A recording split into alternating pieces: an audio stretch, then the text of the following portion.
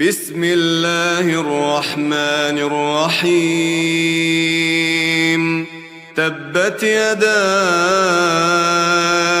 أبي لهب وتب